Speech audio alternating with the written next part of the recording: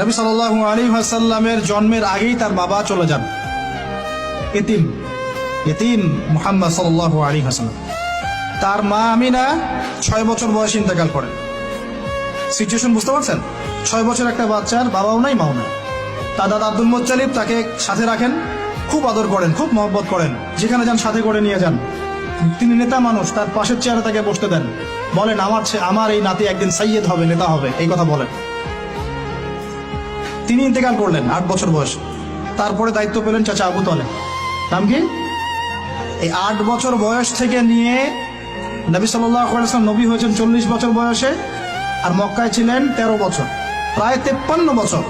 প্রায় 53 বছর পর্যন্ত, 8 থেকে 53 বছর পর্যন্ত এই যে লম্বা সময় চাচা আবু তালেব নবী সাল্লাল্লাহু আলাইহি ওয়াসাল্লামকে পাহাড়ের মতো প্রোটেক্ট করেছেন, পাহাড়ের মতো।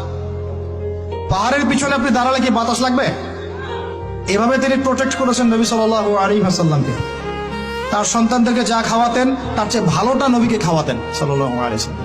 স্পেশাল রান্না তৈরি করে তাকে ডেকে নিয়ে বসতেন, কারণ এতিম ছেলে, মনে কষ্ট আছে, হয়তোবা সবার সামনে বলতে পারে না, ব্যাপারটা বুঝেন না? তিনি এইভাবে ট্রিট করতেন। এমনকি নবী হওয়ার পরে আল্লাহর নবী সাল্লাল্লাহু আলাইহি ওয়াসাল্লামের বিরুদ্ধে পুরা সমাজ চলে গেল। কেউ গালি দেয়, কেউ বলে সাহের, কেউ বলে কাযযাব, কেউ বলে ফারিকুল জামা। মানুষ গালিগালাজ শুরু করলো, নিন্দা গীবত তহমত শুরু করলো, অর্থনৈতিক বয়কট শুরু করলো, সামাজিকভাবে বয়কট করা শুরু করলো।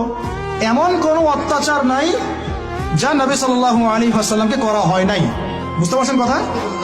এইরকম একটা সিচুয়েশনেও চাচা আবু তালেব তিনি বলছেন, তারা তোমার দিকে আসতে পারবে না দলে দলে যতদিন আমি আবু তালেব দাফন হচ্ছি না মাটির তলে।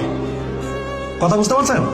তারা তোমার দিকে আসতে পারবে না দলে দলে যতদিন আমি আবু তালেব দাফন হচ্ছি না মাটির তলে। এইরকম মানুষ চাচা আবু তালেব।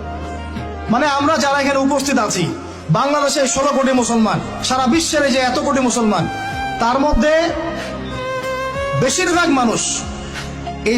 মানুষকে যদি আপনি এক পাল্লায় রাখেন, চাচা আবু তালেবের অবদানটাকে আরেক পাল্লায় রাখেন, ওই পাল্লা ভারী হবে ইনশাআল্লাহ।